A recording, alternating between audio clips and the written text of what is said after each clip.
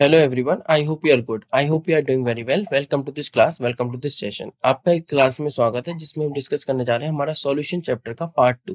ठीक है, तो चलिए हमारी आज की क्लास हम स्टार्ट करते हैं। इसमें हम क्या डिस्कस करेंगे, हम डिस्कस करेंगे प्रैक्टिस क्वेश्चंस कहाँ से कहाँ तक, क्वेश्चन नंबर 9 से लेके 16 तक, 9 से लेके 16 तक हम आज डिस्कस करने जा रहे हैं। तो चलिए स्टार्ट करते हैं हमारी आज की क्लास। जैसा कि आप सभी जानते हैं, क्लास स्टार्ट करने से पहले मैं एक बार आपको डिस्क्लेमर शो कर देता हूँ और फिर हम स्टार्ट करेंगे हमारे क्वेश्चन नंबर 9 से और एंड करेंगे क्वेश्चन नंबर 16 पर। तो डिस्क्लेमर में क्या है आप देख सकते हैं, हमारे स्लाइड डेक में उपयोग की जाने वाली छवियां केवल शैक्षिक उद्देश्यों के लिए हैं। हम इन छवियों के मूल निर्माताओं और मालिकों की बौद्धिक संपदा अधिकारों का सम्मान करते हैं। यदि आप इस डेक में उपयोग की जाने वाली किसी भी छवि के मालिक हैं और आपको कोई चिंता या मुद्दा है तो कृपया साथी@iitk.ac.in पर हमसे संपर्क करें और हम छवियों को हटा देंगे। ठीक है एवरीवन, तो चलिए अब हम स्टार्ट करते हैं अपनी क्लास, जो कि काफी इंटरेस्टिंग होने वाली है। क्वेश्चन नंबर 9 से हम स्टार्ट करेंगे और क्वेश्चन नंबर 16 पे हम एंड करेंगे। जैसा कि आप यहाँ पर देख सकते हैं, क्वेश्चन नंबर 9 क्या कह रहा है। Question number 9, at 100 degree Celsius benzene and toluene have vapour pressure of 1375 torr benzene का एंड 558 टॉर टोल्यूइन का। ये है 100 डिग्री सेल्सियस पर respectively. Assuming these two form an ideal binary solution. क्या एज्यूम करना है? These two form an ideal binary solution, then calculate the mole fraction of benzene in vapour phase at 1 atmosphere and 100 degree Celsius. ठीक है, हमें क्या calculate करना है? Then calculate the mole fraction of benzene in vapour phase. ठीक है, calculate the mole fraction of benzene in vapour phase at 1 atmosphere and 100 degree Celsius. तो ये दोनों, जैसे बेंजीन और टोल्यूइन का वेपर प्रेशर आपको दे रखा है, ठीक है, और इन्होंने एक सॉल्यूशन बना लिया, बाइनरी सॉल्यूशन। तो हमें वेपर फेज बेंजीन का बताना है 1 एटमॉस्फेयर और 100 डिग्री सेल्सियस पर। तो सीधी सी बात है, ठीक है, तो आपको एक्चुअली में वाई बताना है। वाई से हम रिप्रेजेंट करते हैं mole fraction in vapour phase में। ठीक है, mole fraction in vapour phase को हम रिप्रेजेंट करते हैं वाई से, और generally mole fraction in solution phase में हम काई से रिप्रेजेंट कर देते हैं। ठीक है, जो एक्स की तरह दिखता है। तो आपको कुछ ऑप्शंस दे रखे हैं 0.247, 0.753, 0.447 या 0.553। तो इन चार ऑप्शन में से कोई एक ऑप्शन करेक्ट है। तो वो कब आएगा? जब आप कॉन्सेप्ट का यूज करेंगे। तो आप कॉन्सेप्ट का यूज करते हुए इस क्वेश्चन को सॉल्व करिए। काफी इजी क्वेश्चन है, सिंपल क्वेश्चन है। चलिए इस क्वेश्चन को सॉल्व करने के लिए मैं आपको 10 सेकंड का समय देता हूँ। 10 सेकंड के बाद हम इस क्वेश्चन का सॉल्यूशन देखेंगे। तो आपको दिए जाने वाले 10 सेकंड का समय शुरू होता है अब। तो 10 सेकंड आपको मिलते हैं इस क्वेश्चन को सॉल्व करने के लिए।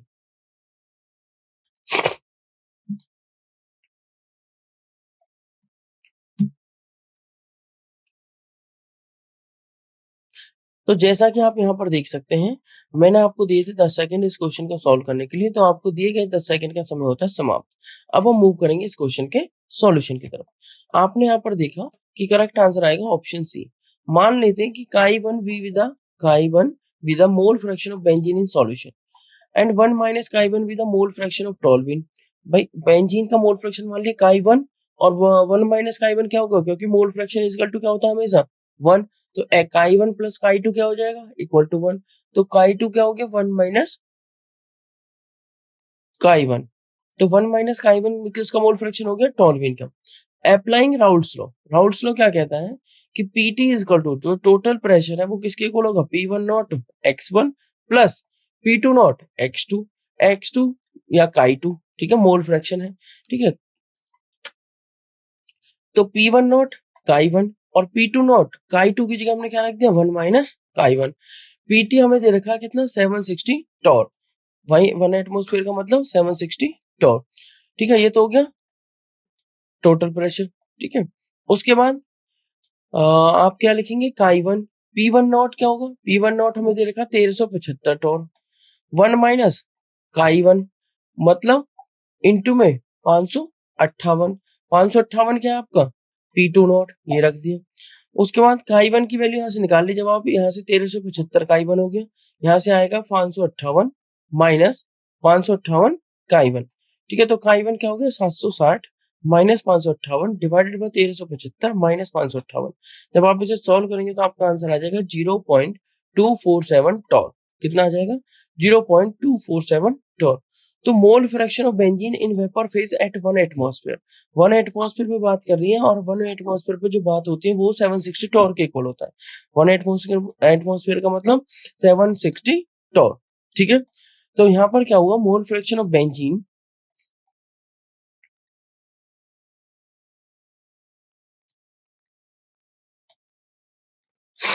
mole fraction of benzene in vapor phase at 1 atmosphere, Y1 is equal to chi1 P1 naught divided by P। तो जैसा कि आप यहाँ पर देख सकते हैं, Y1 क्या हो गया, chi1 P1 naught divided by P। तो Y1 क्या है आपका, mole fraction of benzene in vapour phase, mole fraction of benzene in vapour phase at 1 atmospheric pressure is equal to किसके हो गया, ये हो गया chi1 की वैल्यू कितनी आई है 0.247 टॉर, मल्टीप्लाई विद इसका P1 नॉट कितना दे रखा है बेंजीन का 1375 टॉर, वो रख दिया, और डिवाइडेड बाय 760, P क्या है आपका 760 टॉर। तो ये सॉल्व करने पे क्या आ जाता है आपका y1 0.447, 0.447। तो करेक्ट आंसर कौन सा मैच कर रहा है, option C, not option A, not option B, not option D.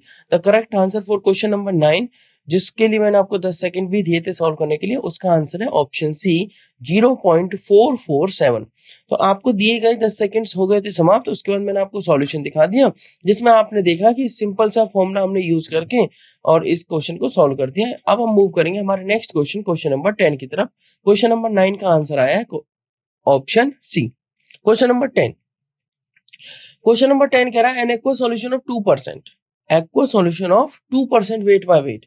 तो उस एक्वा सॉल्यूशन में वाटर है और एक नॉन वोलेटाइल सॉल्यूट है, वो नॉन वोलेटाइल सॉल्यूट 2% है। मान लीजिए उस पूरे सॉल्यूशन का मास 100 ग्राम है, तो 2 ग्राम नॉन वोलेटाइल सॉल्यूट है।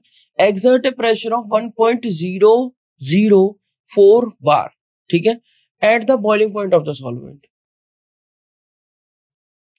जो सॉल्वेंट का बॉइलिंग पॉइंट है, मतलब वाटर का जो बॉइलिंग पॉइंट है, उस पर वो एक प्रेशर एक्सर्ट कर रहा है 1.004 bar. What is the molecular mass of solute, बताइए सॉल्यूट का मॉलिक्यूलर मास क्या होगा। ऑप्शंस आपको दे रखे हैं 0.3655, 36.55, 41.37 या 40.16। तो इस क्वेश्चन को सॉल्व करने के लिए मैं आपको 10 सेकंड का समय देता हूँ। 10 सेकंड के बाद हम इस क्वेश्चन का सॉल्यूशन देखेंगे। जैसा कि आप सभी जानते हैं 10 सेकंड में आपको इस क्वेश्चन को सॉल्व करना है, और हिंट्स मैंने आपको दे दिए हैं कि सॉल्यूट का मास कितना है और सॉल्वेंट का कितना है। प्रेशर आपको दे रखा है, boiling point of the solvent पर ये प्रेशर आया है। तो what is the molecular mass of the solute, मतलब मॉलिक्यूलर मास पूछा हुआ सॉल्यूट का। तो चलिए आपको दिए जाने वाले 10 सेकंड शुरू होंगे अब।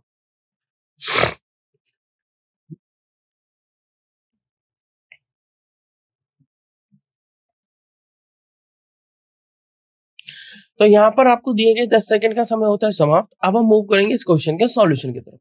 जैसा कि आप देख सकते हैं, आपको दिया आप हमें पता है क्या कि पी नॉट होता है 1.013 bar equal to 1 atmosphere, boiling point पर 1 एटमॉस्फेरिक प्रेशर मतलब 1.013 बार।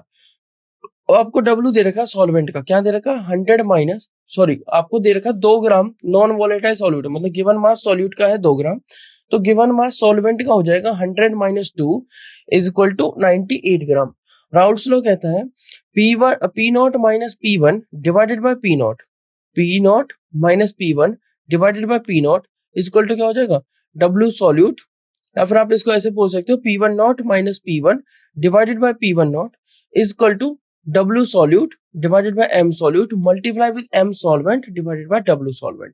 ठीक है, हमने वैल्यूज पुट करी। P नॉट हमारा क्या हो गया 1.013 बार, माइनस P1 कितना हो गया 1.004 बार दे रखा है, नीचे P नॉट कितना हो गया 1.013 bar is equal to 2, W solute कितना 2 मल्टीप्लाई विद M सॉल्वेंट कितना 18, मोलर मास ऑफ सॉल्वेंट 18 जो कि वाटर है, डिवाइडेड बाय M सॉल्यूट, ये हो गया M सॉल्यूट मल्टीप्लाई विद 98 जो कि है W solvent, given mass of solvent 98 ग्राम।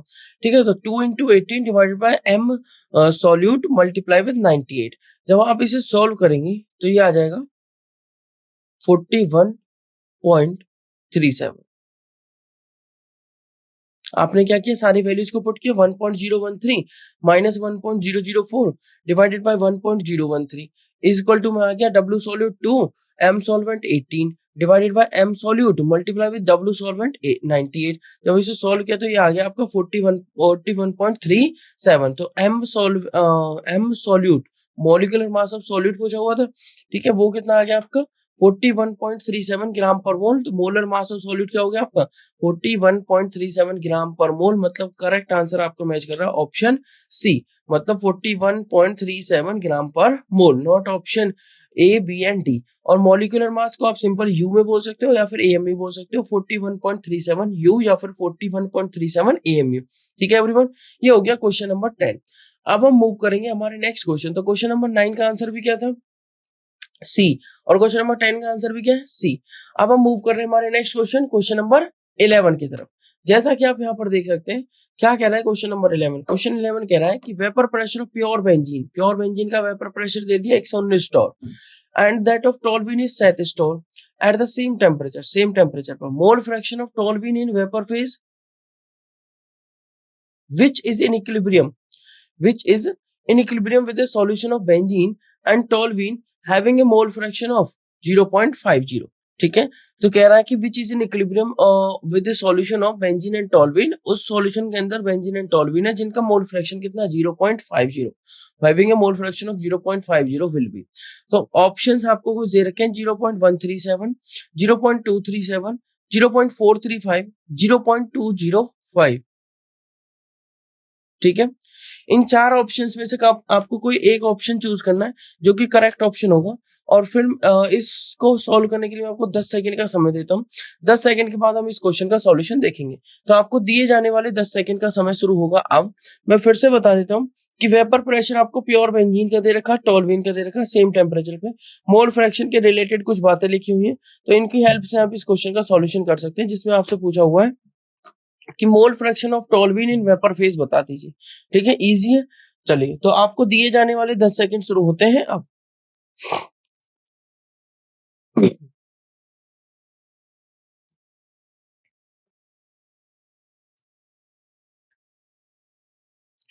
तो यहाँ पर आपको दिए गए 10 सेकंड होते समाप्त। अब हम देखेंगे इस क्वेश्चन का सॉल्यूशन। करेक्ट आंसर होगा option B. From Raoult's law for ideal solution P total क्या हो जाता है, पी टोटल हो जाता है P naught B X B plus P naught T X T, मतलब बेंजीन के लिए लिखा है बी और टॉल्यूइन के लिए लिखा है टी। ठीक है, दोनों का प्रेशर ऐड कर दीजिए। ठीक है, P naught B into X B plus P naught T into X T, values put करते हैं। पी नॉट बी दे रखा है 119 टॉर और पी नॉट टी दे रखा है 37 टॉर। तो 119 गुना, यहाँ उसने बोला है 0.50। ठीक है, उसने कहा है कि which is in equilibrium with the solution of benzene and toluene having mole fraction 0.50। तो दोनों का मोल फ्रैक्शन कितना, अगर एक का 0.50 तो दूसरे का 0.50 आएगा। तो 119 गुना 0.5 प्लस 37 गुना 0.5, हमें पता है क्योंकि एक्स बी क्या होगा equal to 1 minus X T. Solve किया तो 59.5 plus 18.5 equal to 78 torr, 78 torr.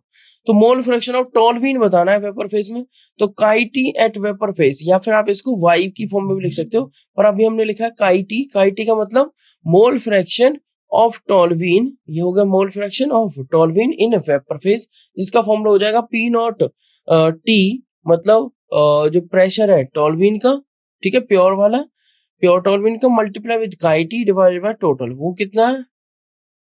तो आप यहाँ पर देख सकते हैं काई टी एट वेपर प्रेशर, काई टी मतलब मोल फ्रैक्शन ऑफ टॉल्यूइन और वी मतलब vapour phase, not vapour pressure, vapour phase. ठीक है, तो mole fraction of toluene in vapour phase क्या हो जाएगा, पी नॉट टी इंटू काई T divide by P total.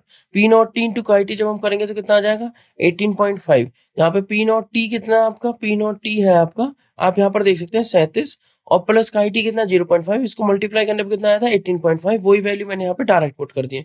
तो 18.5 डिवाइडेड बाय 78, ये आपका हो जाएगा कितना 0.237। तो mole fraction of toluene in vapour phase कितना आ गया 0.237, मतलब the correct answer is option B, not A, not C, not D. I hope question number 11 भी आपको क्लियर होगा। अब हम मूव करेंगे हमारे नेक्स्ट क्वेश्चन, क्वेश्चन नंबर 12 की तरफ। क्या कह रहा है question number 12, on mixing heptane and octane form an ideal solution at 373 Kelvin.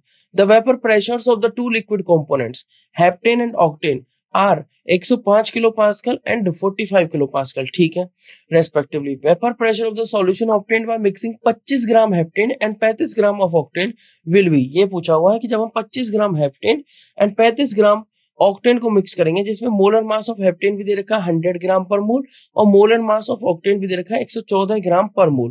जब हम इनको मिक्स करेंगे इतना 25 ग्राम हेप्टेन और 35 ग्राम ऑक्टेन को, तो वेपर प्रेशर पूछा हुआ सॉल्यूशन का। तो ये भी एक डायरेक्ट और सीधा क्वेश्चन है। जिन concept Raoult's law, ideal non ideal situation, जिन कॉन्सेप्ट को हम यूज करते हुए चल रहे हैं ना, उनका ही यूज करते हुए आपको चलना है और इस क्वेश्चन का सॉल्यूशन करना है। तो चलिए इस क्वेश्चन को सॉल्व करने के लिए मैं आपको 10 सेकंड का समय दूंगा। इन 10 सेकंड्स में आपको चूज करना है कि कौन सा ऑप्शन करेक्ट होगा, 72 किलो पास्कल या 36.1 किलो पास्कल या 96.2 किलो पास्कल या फिर 144.5 किलो पास्कल। ठीक है, तो आपको दिए जाने वाले 10 सेकंड शुरू होते हैं अब।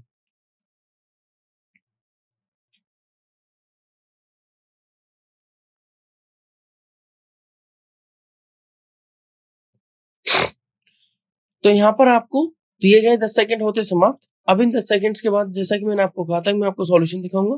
तो चलिए देखते हैं इस क्वेश्चन का सॉल्यूशन। आपको क्या दे रखा है, हेप्टेन और ऑक्टेन को मिक्स किया गया। तो आप यहाँ पर देखेंगे P total is equal to, ये हेप्टेन के लिए लिखा है मैंने, P naught heptane multiply with chi of heptane, मतलब मोल फ्रैक्शन ऑफ हेप्टेन। ठीक है, और यहाँ पे उसी तरीके से ऑक्टेन के लिए लिखा गया है काई ओ डॉट पी नॉट ओ। काई एच निकाल लेते हैं, मोल fraction of heptane. Mole fraction of heptane का मतलब, भाई मोल फ्रैक्शन ऑफ हेप्टेन का मतलब है number of moles of heptane divided by total number of moles. Number of moles of heptane का फॉर्मूला क्या हो गया, given mass by molar mass. Heptane का गिवन मास कितना, 25 ग्राम, मोलर मास कितना, 100 ग्राम, 25/100। फिर नीचे आ जाएगा हेप्टेन और ऑक्टेन दोनों के मोल्स अलग अलग, तो 25/100 डिवाइड प्लस 35/114। जब हमने इसको सॉल्व किया तो ये कितना आया, 0.45। तो हमारे पास काई एच अगर आ जाता है, काई एच क्या है हमारा, मोल फ्रैक्शन ऑफ हेप्टेन, तो हम काई ओ भी इजीली निकाल सकते हैं क्योंकि दो ही कंपोनेंट है और टोटल हो जाएगा मोल फ्रैक्शन 1, तो 1 माइनस 0.5 से हमारे पास क्या आ जाएगा, काई ओ, मतलब मोल फ्रैक्शन ऑफ ऑक्टेन। तो अब हमारे पास मोल फ्रैक्शन ऑफ हेप्टेन भी है और मोल फ्रैक्शन ऑफ ऑक्टेन भी है। अगर हमारे पास दोनों मोल फ्रैक्शन है तो अब हम क्वेश्चन को इजीली सॉल्व कर सकते हैं।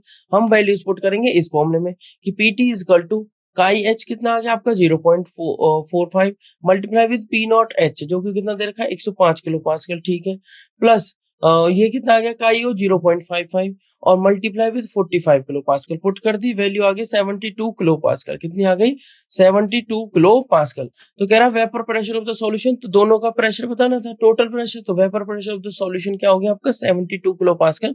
मतलब the correct option is option A 72, not B not C not D. I hope question number 12 आपको एकदम से क्लियर होगा कि किस तरीके से हमें क्वेश्चन नंबर 12 को सॉल्व करना है। मूव करेंगे हम नेक्स्ट क्वेश्चन, क्वेश्चन नंबर 13 की तरफ। कह रहा है क्वेश्चन नंबर 13 में कि binary liquid solution is prepared by mixing n heptane and ethanol. हमने एन हेप्टेन लिया और इथेनॉल लिया, मिक्स कर दिया। ठीक है, which one of the following statement is correct regarding the behaviour of the solution. ठीक है, बिहेवियर ऑफ द सॉल्यूशन। तो solution is formed an ideal solution, solution is non-ideal showing positive deviation, solution is non-ideal showing negative deviation। देखो दो ही तरह की solution होंगे, ideal and non ideal. Non ideal में दो केसेस होते हैं, पॉजिटिव डेविएशन वाला और नेगेटिव डेविएशन वाला। ठीक है, अब ये कह रहा है n-heptane shows positive deviation while ethanol shows negative deviation from Raoult's law. क्या ऐसा भी होता है? चलिए इस क्वेश्चन को सॉल्व करने के लिए मैं आपको 10 सेकंड का समय देता हूँ। आप अपना कॉन्सेप्ट यूज करिए और इस क्वेश्चन को सॉल्व करिए। 10 सेकंड के बाद हम इस क्वेश्चन का सॉल्यूशन देखेंगे। तो आपको दिए जाने वाले 10 सेकंड का समय शुरू होता है अब।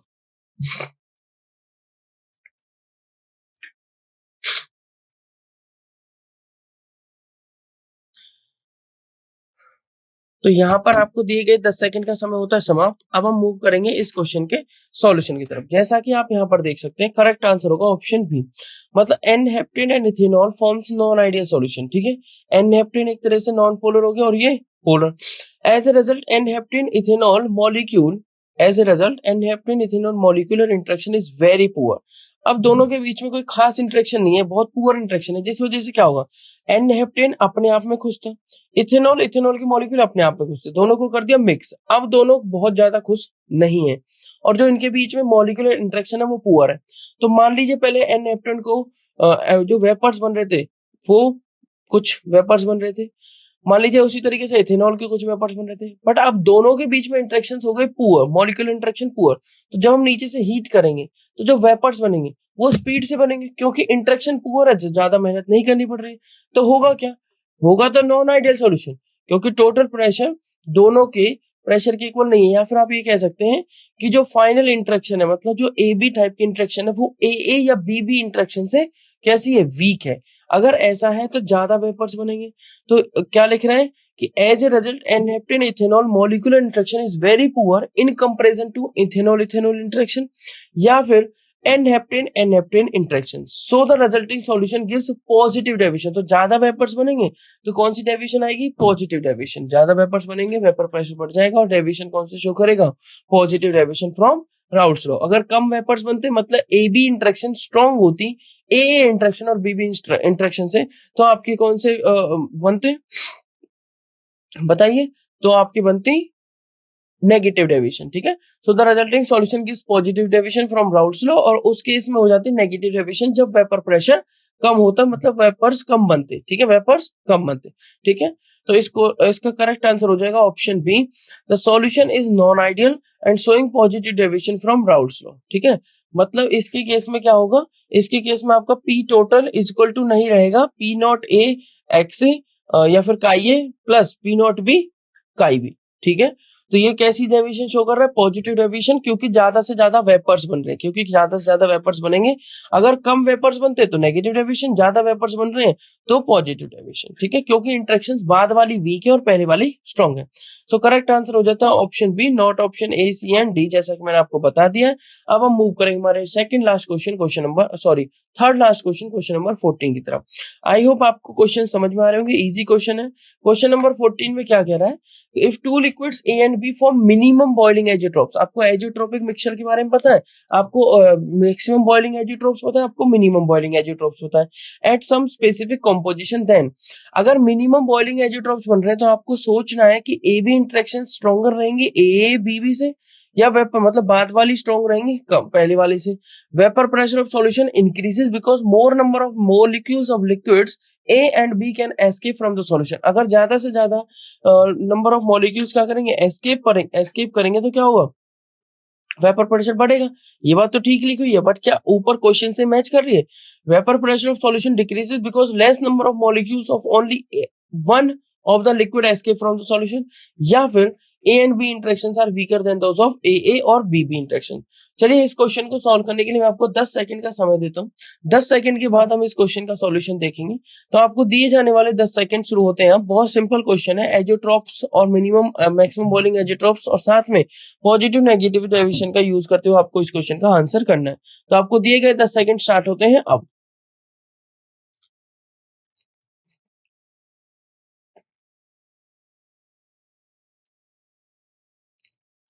तो यहाँ पर आपको दिए गए 10 सेकंड होते हैं समाप्त।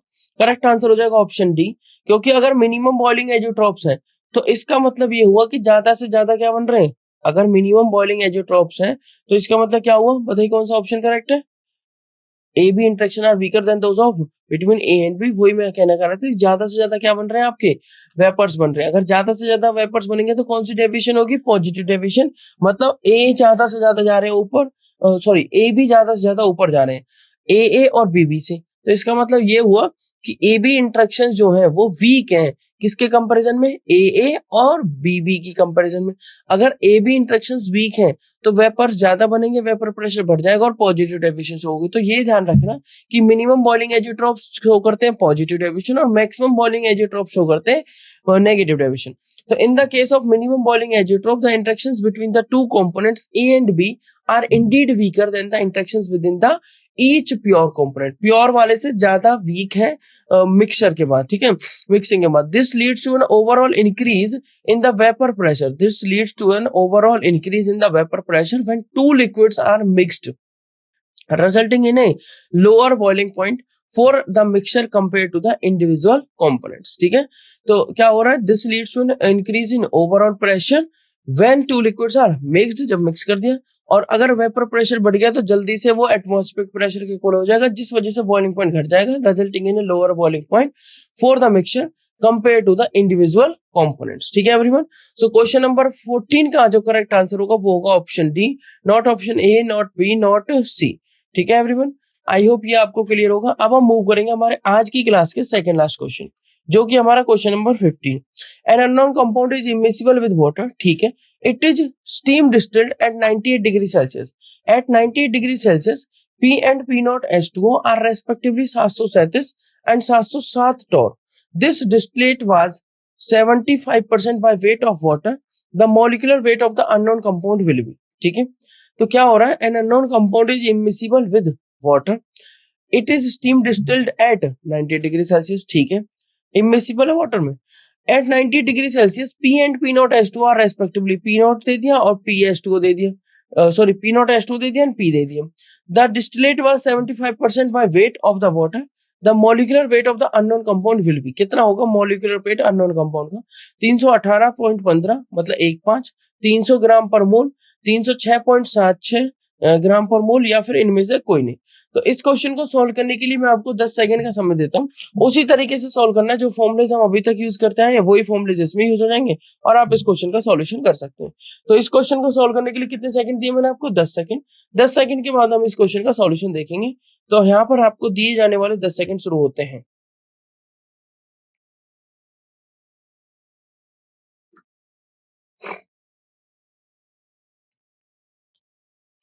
तो यहाँ पर आपको दिए गए 10 सेकंड्स होते हैं समाप्त. अब हम मूव करेंगे इस क्वेश्चन के सॉल्यूशन की तरफ. जैसा कि आप यहाँ पर देख सकते हैं, an unknown compound is immiscible with water. It is steam distilled at 98 degrees Celsius.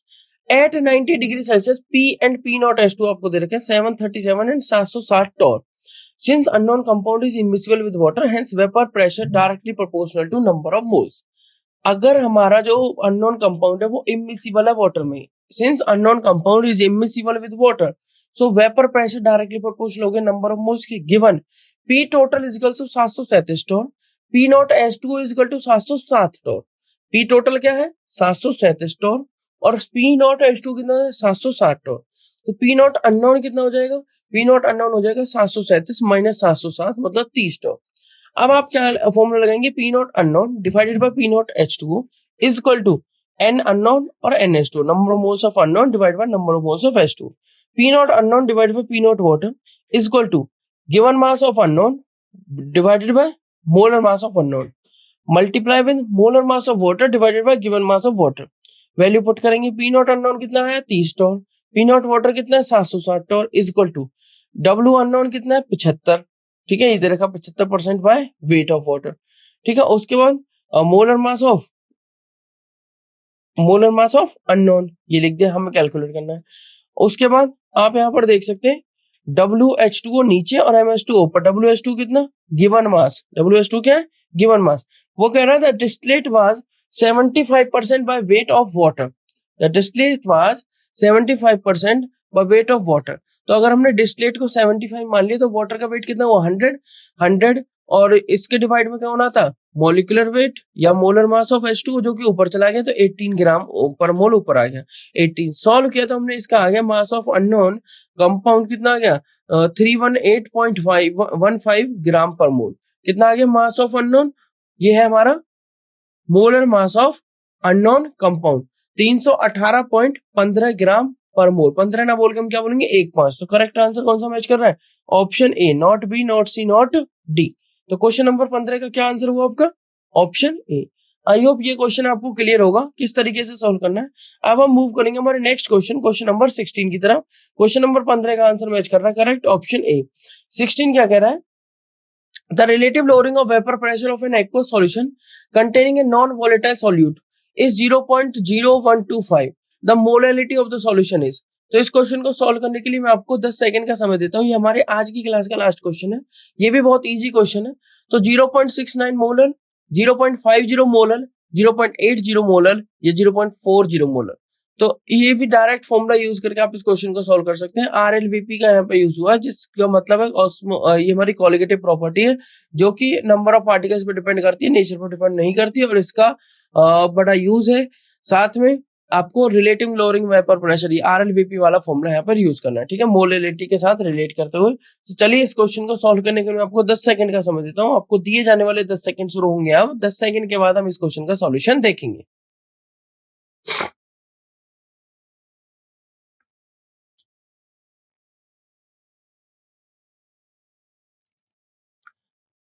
तो यहाँ पर आपको दिए गए 10 सेकंड का समय होता है समाप्त. अब हम मूव करेंगे इस क्वेश्चन के सॉल्यूशन की तरफ.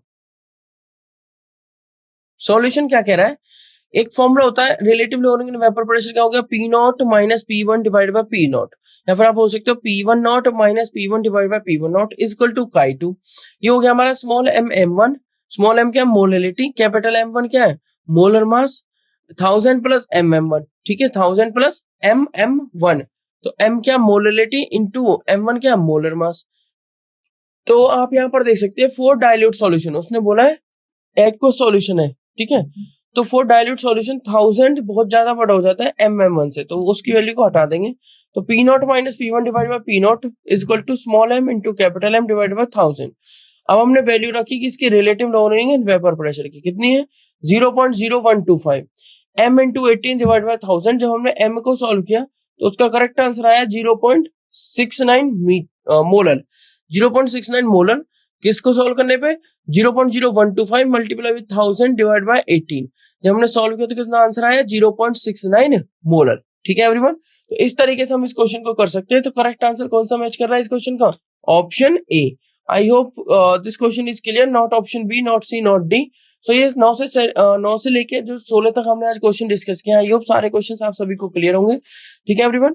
तो चलिए, this is all about this today's class and this is all about this questions. So it's time to say thank you. So thank you so much everyone, have a nice day, take care, good bye, धन्यवाद।